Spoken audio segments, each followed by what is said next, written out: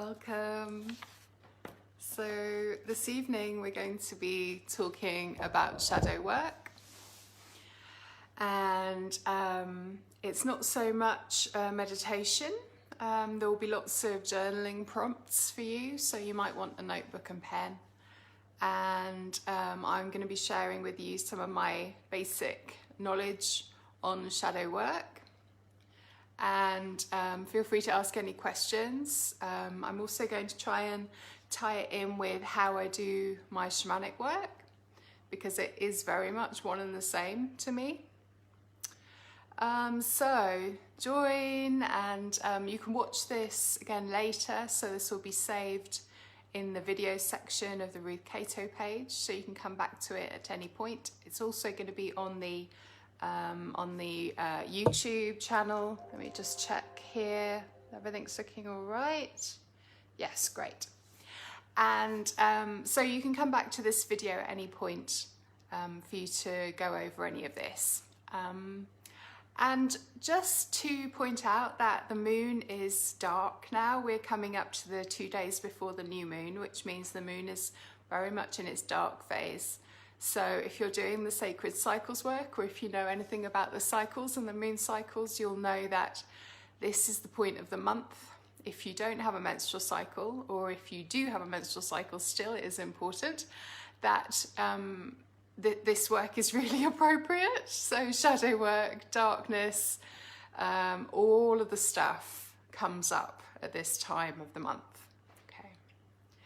So before we get stuck in, I just invite you to look around your room, looking around the space that you're in, so that you're not staring into the computer for too long, and just noticing as you're looking around. Don't notice what needs dusting. Notice colours and textures and light, and notice your body, and notice how your body feels. And come back to any of this at any point through this sharing that you need to just step out and just come into the room and ground yourself for a moment. That is the point of just looking out of the screen and looking around, is to ground ourselves just for a moment, okay? For as long as you want. And I'm really welcoming all of your feelings. So all of your feelings are completely welcome. And use your journal, your notebook and pen to just notice what those feelings are, what's coming up for you, what you notice. And you might want to use that notebook and pen as well to note down any of these journaling prompts when we get to the journaling bit. Okay.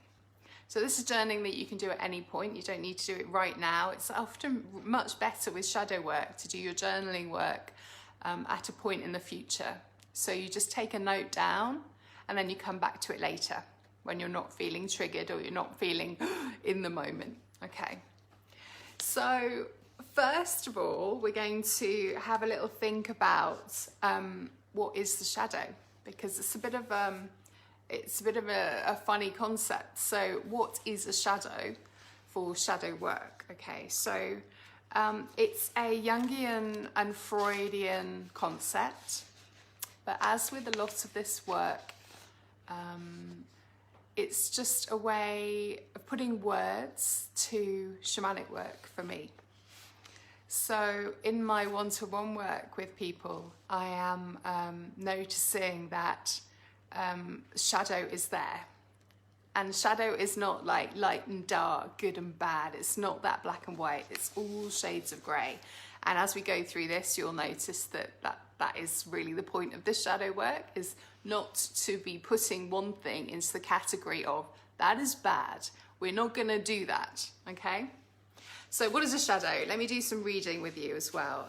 There's a lot of this is up on my blog. I just put that up this morning. That's on my website that you can find at the bottom of here, and the blog is on the website there. So if you want to have another read of any of this, you're very welcome to. So what is shadow? And I learnt this bit about shadow from a Jungian psychotherapist, and he shared this when he was talking about the dark feminine, and that is elements that I work with. So just putting that in a bit of context. So he shared with me that a shadow, so everybody has a shadow. This is not just some people have a shadow because they're wounded. We all have shadow, okay? And our shadow starts to form when we are really little. So around about the age of 2, roughly, our shadow will have formed already. And it sort of correlates with the time of the birth of the ego. So our ego is born and shadow is born at the same time. And it's based around our earliest conditioning. So we have an idea of who we should be and who we shouldn't be around about this time. We have an idea that some things are good and some things are bad. And the things that are bad are, you know, shoved away. And this is how I usually put it with shadow work. We go, oh, I can't do that. That's not allowed. And we put that over there, okay? Hi, Ali. Yeah, that's no problem. And you can come back to this any point, Ali. It will be in the videos to rewatch. So what does not fit the ego becomes shadow. And I'd also like to point out at this point that ego isn't a bad thing. Ego is just something that we all have as well. Okay. And we're conditioned to believe that certain characteristics are just not okay. We're not allowed to have them. So we're conditioned in lots of ways. We're conditioned by society. We're conditioned by the era that we live in. We're conditioned by the culture that we live in, by the religious culture that we live in maybe. We're conditioned, especially by our parents, by what they believe is good and bad, and by what they allow us and don't allow us to do and think and be. So the shadow forms out of these characteristics, and the shadow sometimes is put out there as the person that we'd rather not be. And it's really important to note that if we don't do our shadow work, or if we are somebody that has not been taught that we're all okay, we've been taught that a lot of things go in the shadow, our shadow itself can actually become a whole nother person. It can be like an alter ego. So, and I really recognize this at times. You notice sometimes with some people that those that are like, oh no, mustn't do that. And especially those that like things to be characterized. This is good and this is bad. If we are doing that, we're going to be shoving a whole lot of stuff in our shadow. And our shadow then becomes this whole other person that we're actually really quite unaware of. It's really, really interesting when you start thinking about this and looking into it. So remembering that the shadow forms out of those characteristics that we have been told are bad, that we have been told are not okay to be. Jenny can't write fast enough. You can come back to it, Jenny, don't worry. Okay, so where are we? I'm doing my notes because I don't want to miss any bits, okay? Okay. Yeah, so you can't work, the psychotherapist pointed this out to me. He said, you can't work on being whole if you don't account for this large proportion of who you are. And it brings us more into account. We're more on course, and we're more in flow with ourselves, with everybody else, with relationship. Yeah, brings us into account is an important one. And if we're scared of taking account, that's going in the shadow as well, okay?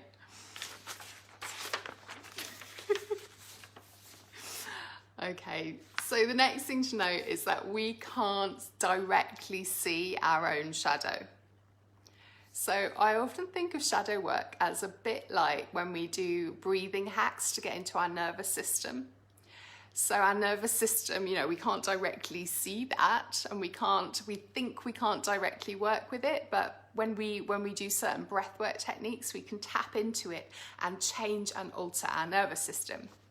So shadow work is similar in some ways in that you can't see your shadow. By definition, it is everywhere that you're not looking, you know, it's just behind you. Every time your gaze goes this way, it will go in the other direction, like at the threshold of consciousness.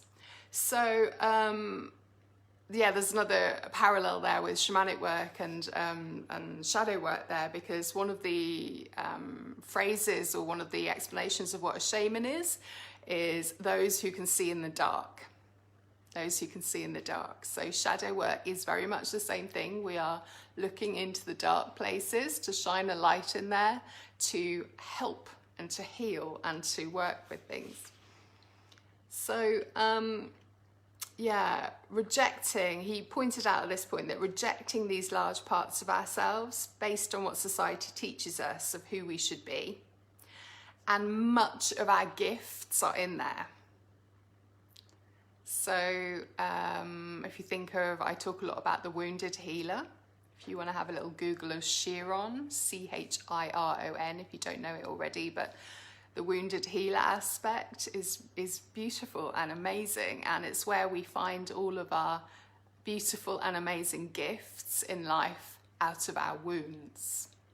Okay, so this is one way as well of just making us feel a little bit more keen to work on our shadow selves, because it's often something that we really don't want to do. You know, I know somebody brilliant in Shrewsbury who does shadow work, and he says it's really difficult to get people to book onto his courses because they go, oh, shadow work. It's exactly what you don't want to do, okay? So let's gain a little bit more information about it so that you're not so nervous of it, or that you're more keen to get stuck in. And I know a lot of you just are keen to get stuck in. It's so amazing. I'm seeing Jenny's note there saying, I can't write fast enough. Jenny is keen to get stuck into her work, and it's beautiful. And it's just amazing. I'm so pleased. So social acceptance. Yeah, social acceptance is one of those things that really is at the cause of big shadow. So if we are aiming for social acceptance, we're going to put a whole lot of who we are into our shadow. We're like, nope, that's not me. I don't do that. I'm going to put on this face to present to people.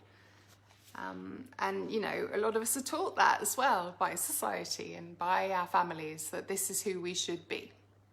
Okay. So it's also about self-acceptance. It's a big part of it. And this is all really about taking responsibility for our inner work, responsibility for ourselves, and that element of self-acceptance. It's not just about being with the parts of you that you like. It's not just about being with the parts of you that you like.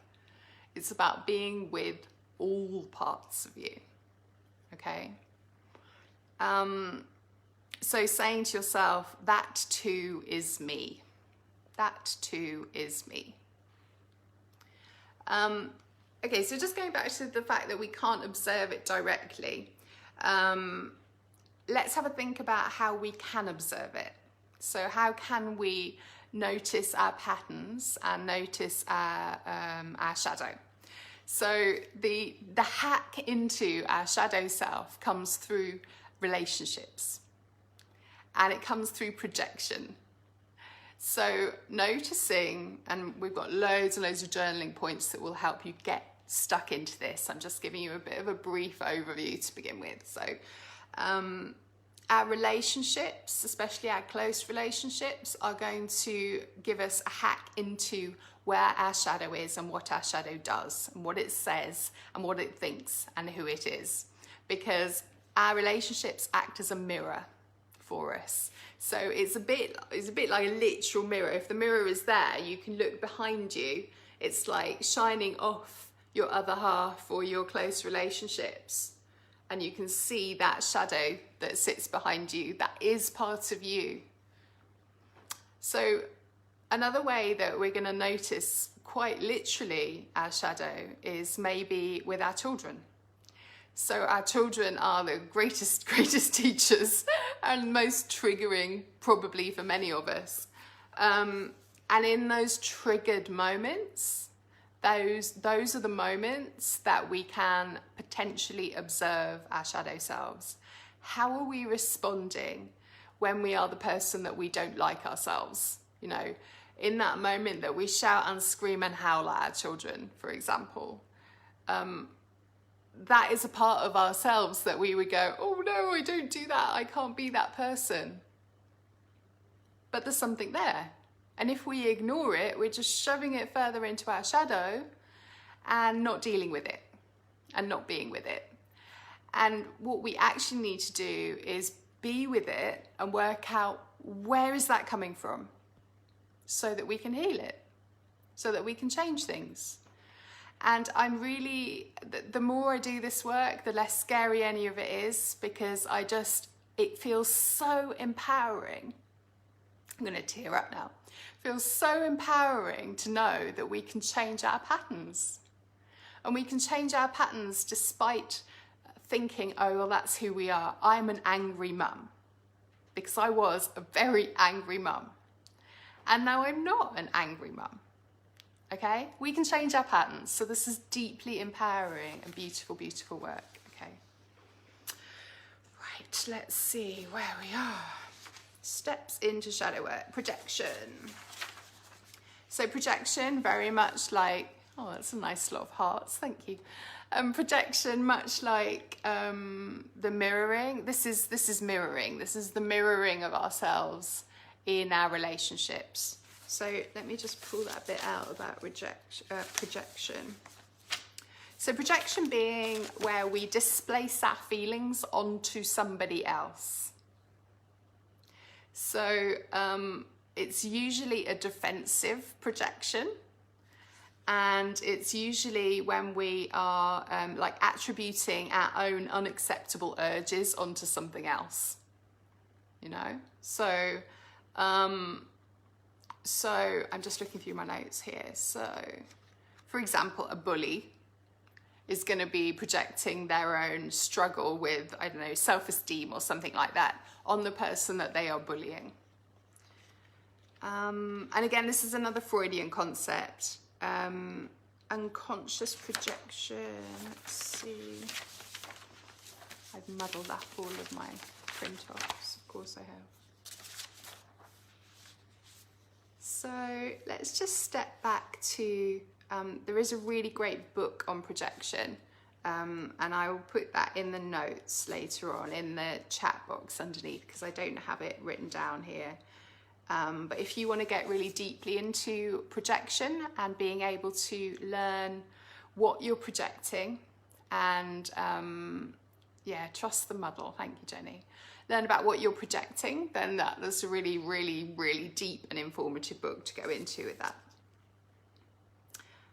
Okay, so if you have any questions, just pop them in the box down there, so that I can work with them as we go through. So, inner child. Our inner child is really, really very much a part of this work, of shadow work. So when we are looking at what is the cause, where it's coming from, we're very much looking at what our inner child, what our little child needs. And usually when we're projecting something, or we are, really working from our shadow, or when someone else is really working from their shadow place, they are that little child again who needs something. So, if you're responding like a 3-year-old, your inner 3-year-old needs some love and some care and some attention. And your inner 3-year-old needs to be asked, what do you need? Because clearly some needs have not been met here. So let me remother you. Let me give you what you need now, because you didn't get it then. So as you do that lots and lots, and every time that it comes up, it gets less and less and less, because we don't need as much, because we're giving it to ourselves in a healthy way. We're not projecting it outwards to other people. Okay. I have got some notes here on journaling questions. Oh no, this is the best question for shadow work, is what emotions do you try to avoid? So what emotions, have a little think now. if there are any emotions that you are really uncomfortable with. If there are any emotions that you're really uncomfortable with, and there might be some emotions that you're uncomfortable with, you know, with your children, and there might be some emotions that you're uncomfortable with your partner, or there might be some emotions you're uncomfortable with sharing with friends. But all of those are important and helpful to know that, oh, we put those over there. We're not allowed to do that. So what emotions do you try to avoid? There's another great question here, is if someone described you, these are all little hacks into our shadow and into our shadow work. If someone described you, what description would really trigger you? And why would this be a problem if it were true? So if someone described you, what description would be really triggering to you? And why would this be a problem if it were true? So when you notice those, a lot of shadow work is really great not to necessarily go, right, I'm going away at 5 o'clock to sit down and do my journaling. Shadow work is really great to have your journal in your pocket or in your bag all the time. And then when somebody triggers you, or when somebody projects onto you, or when you start projecting onto somebody else, you grab your notebook out and you start writing about it. You start saying, what triggered me? What was the subject that was so triggering for me? And then later on, you come back to your notebook and you note down why it triggered you, what the situation was, maybe what words were used that were really triggering. And then you have a feel into what happened in your life that represents that. So at what age was I that sort of thing happened? Or at, you know, was this something that my parents said was a terrible, awful thing? Or is this something that my parents judged other people on? And that you now have lodged in your brain as they're going to be judging me constantly on this because the people that grew me and brought me up did. So that's really, really helpful one. Another question would be, what do you think is your worst trait? What do you think is your worst trait? And why do you think it's bad? So Jenny's worst trait is going to be different to Ali's worst trait. They're going to be all really different. And often when we're sat in circle, if we can do this in circle, it can be really, really helpful because you can then notice that somebody else's worst trait, or what they would consider to be their worst trait, is something that you would be like, that's not even a thing. Why would that bother you? So noticing and using circle work like that is really, really helpful. And if you have a circle to do that in, that's really helpful. Or if you have a great friend to do that with, that can be really helpful. So what do you think is your worst trait? And why do you think it's bad? And what is the positive side of that? Because every trait, every way of being, every personality trait, you know, has a good side. So envy, I found this to be a brilliant example. We all think that envy is this terrible thing that we should never think or feel. And somebody pointed out to me that envy, I think it was on Facebook somewhere, somebody pointed out to me that envy is this amazing way of seeing what we desire. I was like, oh, that's helpful. So this is a really great example as well of the feeling of shadow work. So if you can feel that worst trait that you think is like the worst trait that you could possibly be, or the worst trait that you have, okay, think about it and think about how you feel when you think about that trait. And usually it makes us tense up or go inward or something like this, like there's shame and there's guilt and there's all of those horrible, horrible feelings that make us tense and like this, constrict into ourselves. So if we think of envy, that might make us constrict as an example and just be like, oh, this is terrible. And shame starts to fester then. And then as soon as you work out the positive side of that trait, we can have a joke about it, and everything just relaxes and the shame starts to dissolve around it. So anything that we hold in shame is right there in our shadow, and we are not letting that out. But if we can find what's helpful in those traits, shame starts to melt away. Really, really helpful one. Yeah, so the other thing with shadow work is it tends to come out, sorry, I'm just reading my notes at the same time. It tends to come out when, in those moments that you get disproportionately mad. So that is also a great moment to grab your notebook out, or just, you know, just go to your notebook when you've cooled down for a moment, just scribble it out there, this subject. My partner said this, and I got so mad at them, or I got so grumpy, or whatever the bad trait is that you may feel you have. When does it come out? What happens that makes you disproportionately something? Mad, disproportionately sad, disproportionately panicked. It's also worth pointing out that when you're in the early stages of shadow work, or usually more so if you are not interested in doing your shadow work, you will not realize you're being disproportionately mad.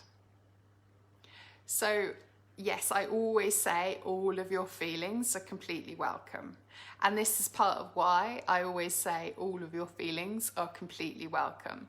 Because we can't say to ourselves, this is disproportionate, I'm not allowed to do this. We have to feel it and be with it in order to move it. Okay, so when I say disproportionately mad or disproportionately something, do not turn that into a shame shield, okay? It may be disproportionate, but it's gonna teach us something. It's helpful, okay? There's this brilliant technique called the RAIN technique for handling, allowing, and processing feelings. So one of the worst things that can happen with shadow work and with our shadow is that we shut it down, is that we shove it right there in the back, and we disassociate. So there's all sorts of weavings in of all of this work with trauma work, with things like that, and disassociating is woven into both of these things, into shadow work, into trauma. And we disassociate when we think this is dangerous. So it can literally be this feeling or this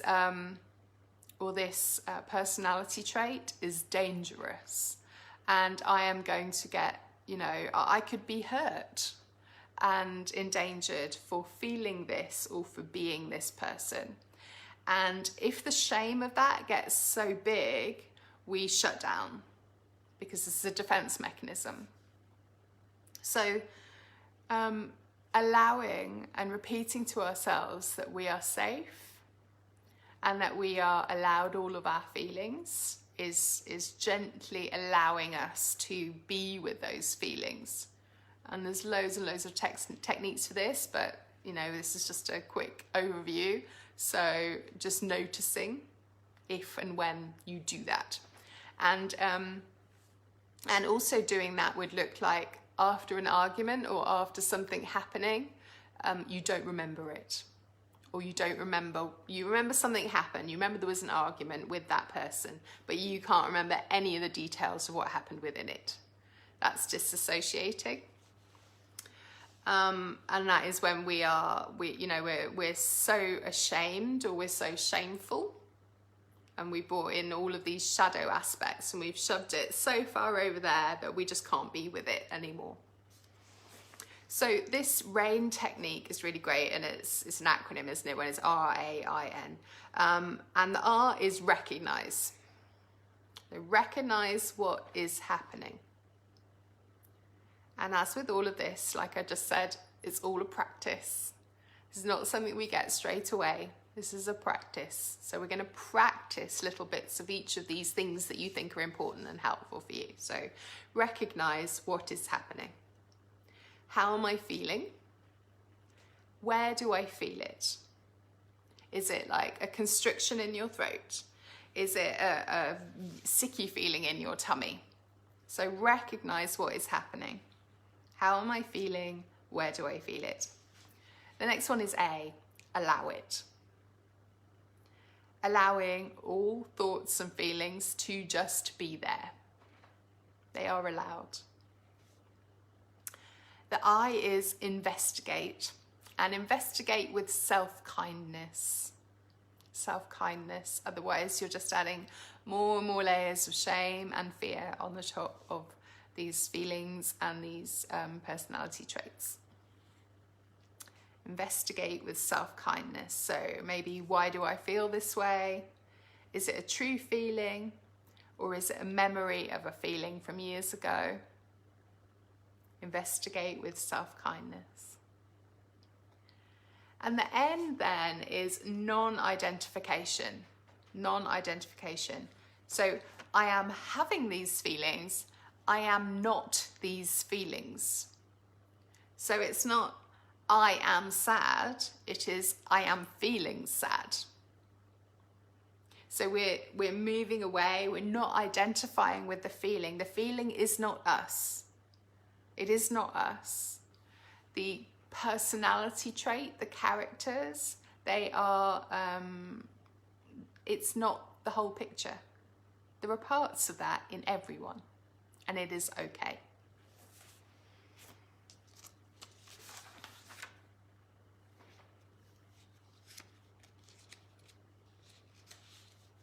So the other thing that I always bring up with shadow work, and we do this in everything that I do, is judgment. So judgment is the other brilliant one that can hack right into our shadow. So journaling on and doing it the same way as last time. So having a journal with you, and when it comes up in the day, so instead of just sitting there and journaling away, it's when things come up in the day, you grab your notebook out and you write down, this thing made me judge them.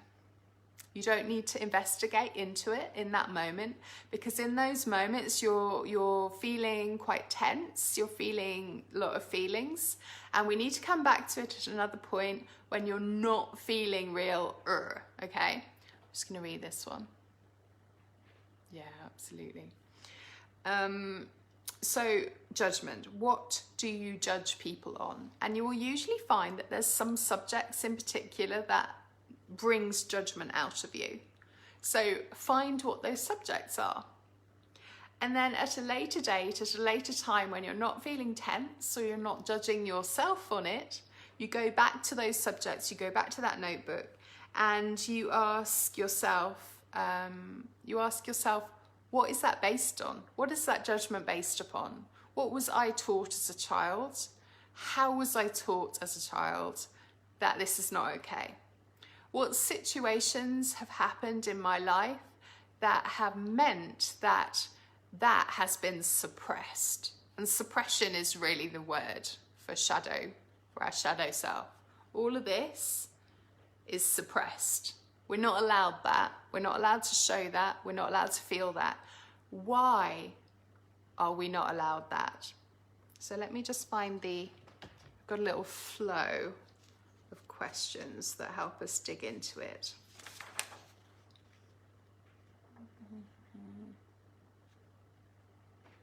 Yeah, so once you've got the topic, we're then thinking, what traumatic or upsetting situations in your childhood could be linked to these topics? Or, as I said, how did your parents respond to these topics? Another good journaling question is, what were you taught as a child was bad, wrong, or absolutely never talked about? And where in your life and personality do these things arise? Where in your life and personality do these things arise?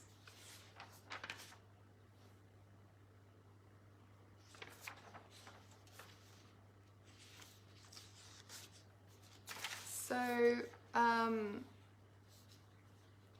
there's a lot of fear of owning our own shadows, and that's usually around shame. Shame and humiliation just keep us pushed back there, and it's only through releasing that and seeing helpful aspects in those things that that we can dig into our shadow and start to really change some patterns. And it's not about not being those things. It's simply about being with those personality traits. It's about being with those feelings and knowing and understanding that we are multicolored, multidimensional beings. We are not one thing. We cannot be all light and joy. We can have more of that, and we can only have more of that if we face our shadows and if we dig into it and do our shadow work. So, as I mentioned at the beginning, a lot of this is about taking responsibility and allowing drawing those things to be seen and heard and felt. So there's a few other little notes, but feel free to put any questions because I'm drawing to the end of our time together with this one. But yeah, so one thing that I wrote here is privilege. So privilege is something that's talked about more now in society, and privilege is a great one for shadow work, because when we start thinking about, or the people that don't think about their privilege are those that are holding a lot in their shadow. So if you notice when somebody starts talking about white privilege as an example, if you start noticing what comes up for you in those moments, what triggers are ticking over for you in those moments, that is when you do your shadow work. That is when you do your shadow work. Other things, let's see, we talked about relationships. A little bit about, so this is very much with the dark goddess. So I work with the dark goddess, and the dark goddess just shows me, it's so uncomfortable a lot of the time, and it was so uncomfortable when I started doing this work, because this was my work, all of this was what I was doing. And the dark goddess shows you this stuff, she brings it up, and she brings it up, and she brings it up, and she's bringing it up not to make you uncomfortable, she's bringing it up to help you heal and to help you feel more whole and more joyful and free from shame. That is what it's about. So again, if you're doing the sacred cycles work, this is all about the autumn into the winter point. And this right now, this point of the moon, this dark phase of the moon, this is the point of the moon. This is the energy which is about like squeezing out the shadow stuff. And when I first started doing this work, I noticed that one of the first things that I noticed when I started journaling on what was going on for each part of the moon for me is that when the moon came dark, every month I would start a massive argument with somebody, and the rest of the month I'd be like meek as a mouse and wouldn't dare say anything. And then dark moon, I'd be like, rah, and just start an argument. So noticing where your patterns are, noticing what shadows come up for you and where and when they come up for you that's just the work. That is doing this work. So let me just read your comments. Jenny says she's finding how deep your mother wound was this weekend was uncomfortable. Yeah, really uncomfortable. Good for you. So brave. Martha says, did you find that once you worked on your shadow self, your parenting was allowed more space? Yeah, if that makes sense. Did you have the ability to not be so reactive, allowing you to observe rather than react? That's exactly it, Martha. That's exactly it. So, yeah, so reactive initially. And then when you're not ashamed of certain reactions, you put out the fuse. It dampens it. And the more work you do and the more work you do, you're then noticing when things are coming up so you can avoid it. So I know that one of my triggers is having a door slammed on me or being locked into a room, you know. So if my children, and children are really the only ones that do this, thank goodness to me, and if they slam a door on me and hold me in a room, probably because they want to play with me because they're lovely and they want to hold me in a room, but they slam a door and they hold the door shut and I'm stuck in this room with them, I will freak out. And I know that I still will do that. So if they do that now, I try and gently tell myself it's okay, and I don't focus on the door, I focus on them. And then at the first moment, I will open the door and I'll say, Mummy needs this, Mummy needs some space, and I go sit outside the door and play with you, you know? So it's noticing your patterns is the first bit of putting out that fuse of reactivity. Absolutely. It does create more space. That's a really beautiful observation, Martha. Yeah.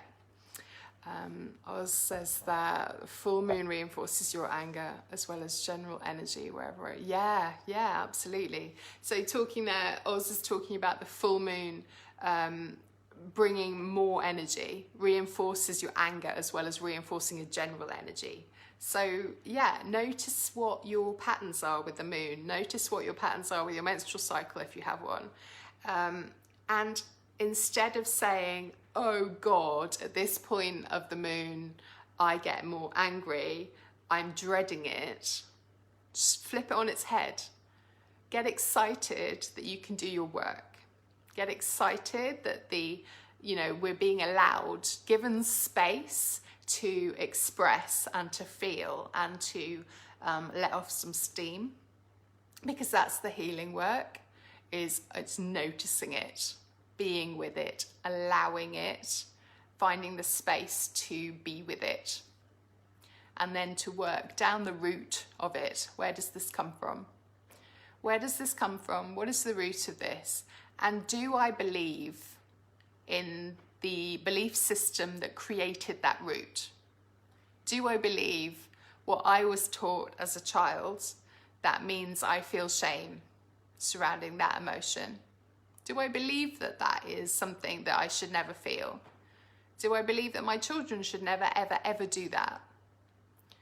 And going to the root of it, that's where you're going to get your deepest healing with it. We can do this too in one-to-one work, and we can go to not only the roots of your childhood, which is very much something that you can do, and then we can speed it up and really work with any bits that you feel really tangled up with. But we can also go to the roots of past life stuff. And I find that is another thing, a triggering thing that we may have triggers from that we don't know where they come from. And if we want to go to the root of some of that shadow stuff, because again, that is stuff that we can shove in our shadow based on a belief system that came from lifetimes ago. So if you want to go into something like that, please come along and do some one-to-one work with me. And we can go into that. You can go into that when you get into your dream time or into your falling asleep point. You can ask, show me the past life that triggers me now. Or show me, and be very specific with the question. You want to make sure that you're pointing out to your guides and helpers to show you the past life that triggers it, for healing, not to re-traumatize you. So work out what you're going to ask specifically before you ask it. Okay, not to re-traumatize me so that I can find healing. Okay. Has anyone got any questions while I look through my notes one more time? And thanks, Rachel. Working with you on one-to-ones has been really powerful for me too. Thank you. Anyone else?